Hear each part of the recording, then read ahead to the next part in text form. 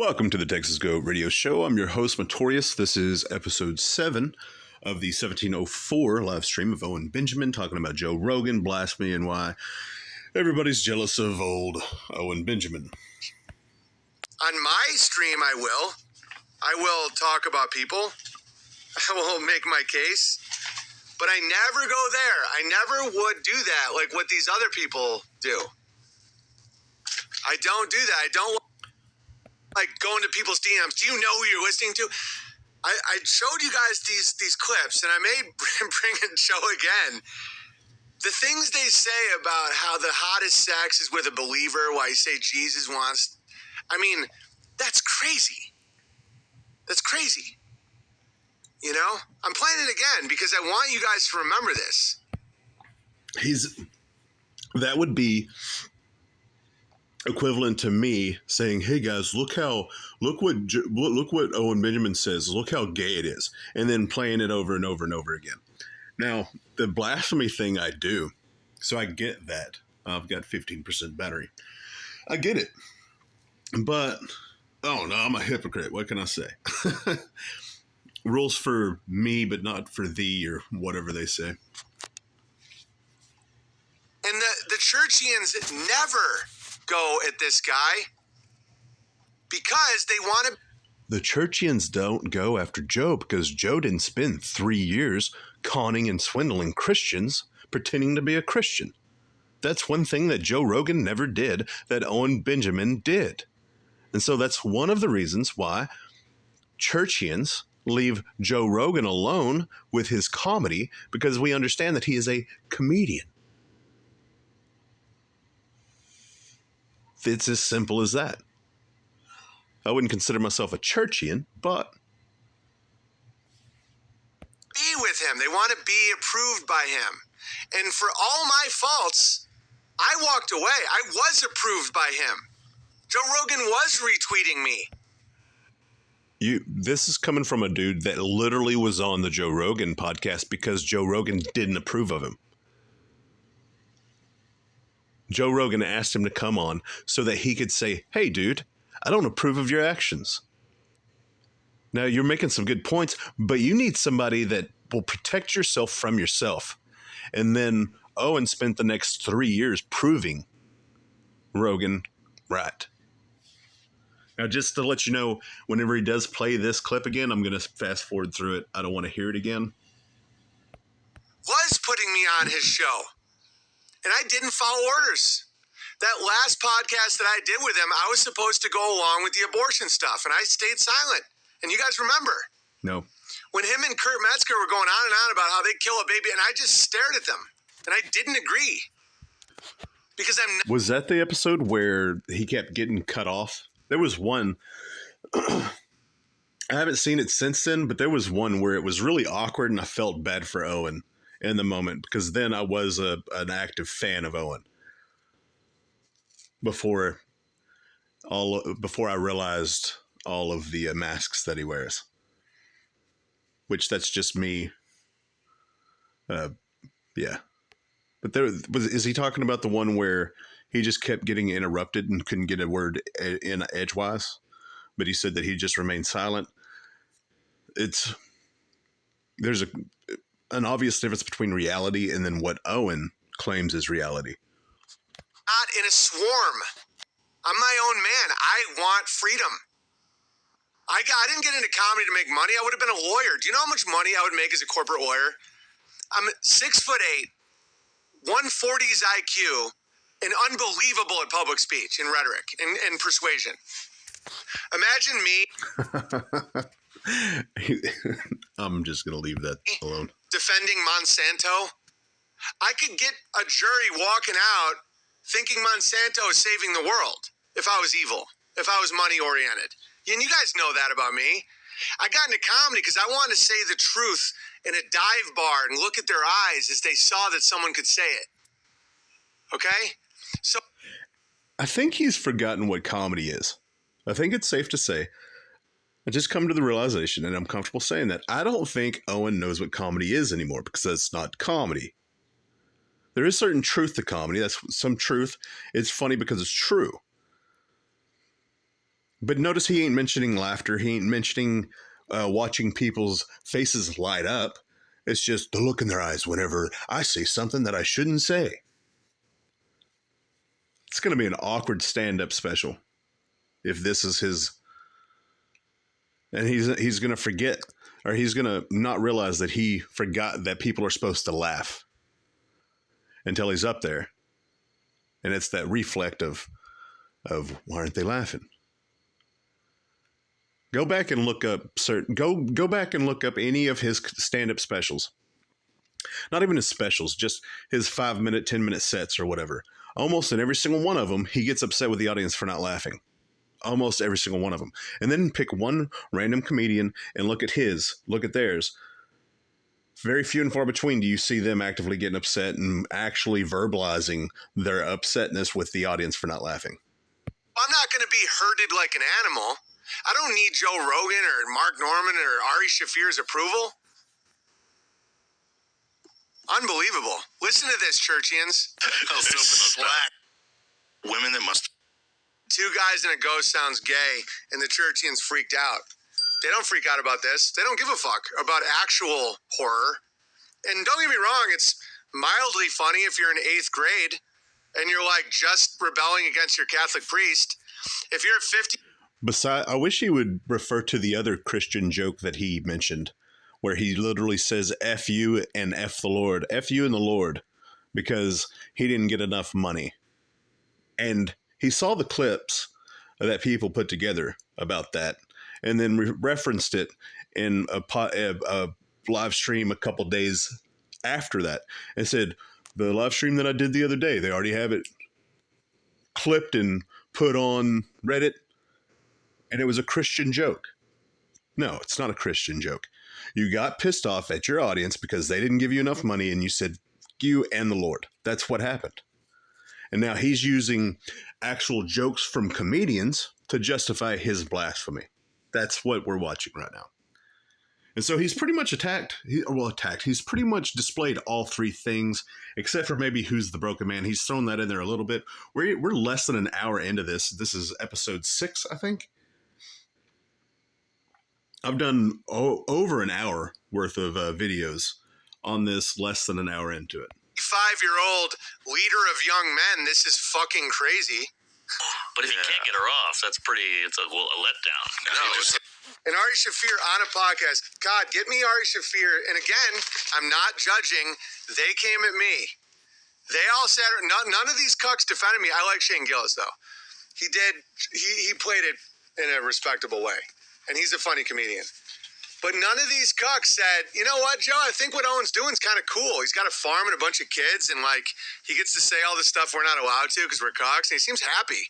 Owen seems a lot healthier and happier. He's not aging he's not aging like us. He doesn't look like a actual monster. But Ari's side profile literally looks like the meme.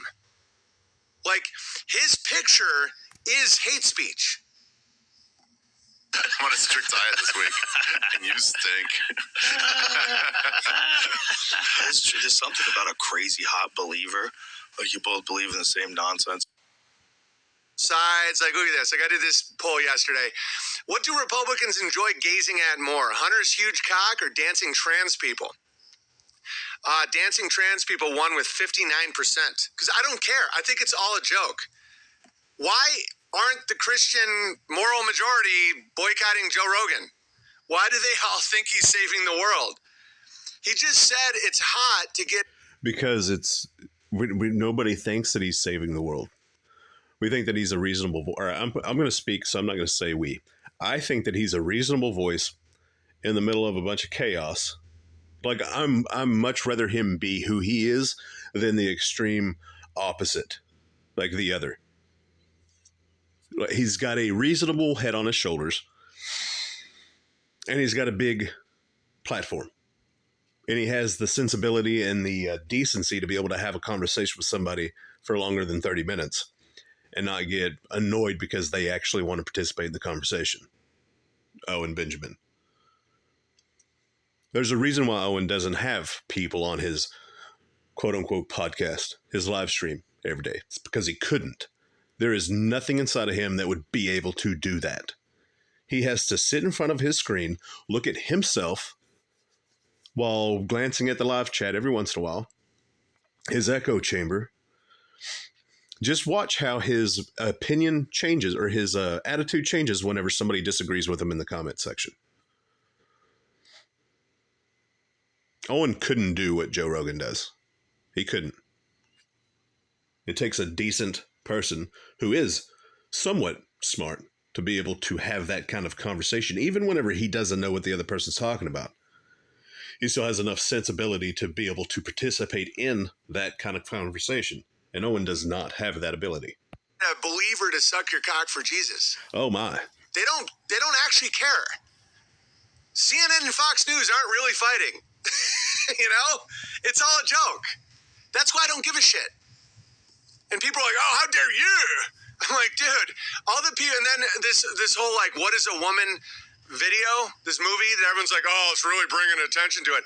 It's funded by the same people that do the trans stuff. It's a battery. It's a marketing battery. One side goes, oh, is that true? Because I heard him say something about Ben Shapiro earlier.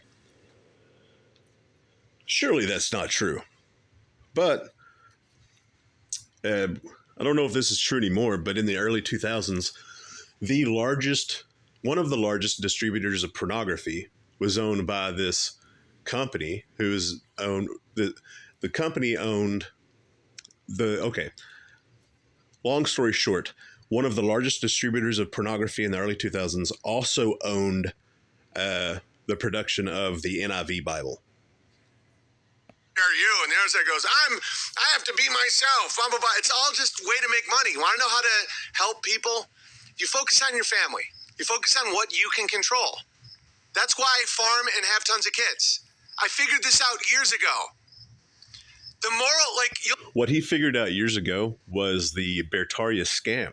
Is that during an international pandemic, he could fearmonger people into giving him millions of dollars.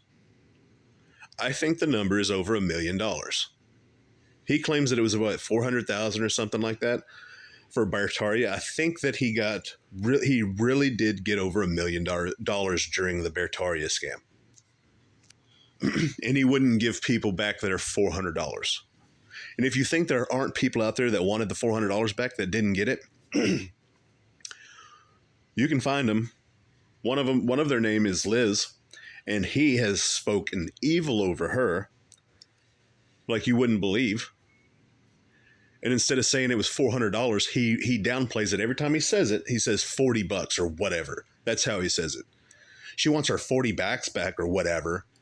$40 back or whatever. And it was $400.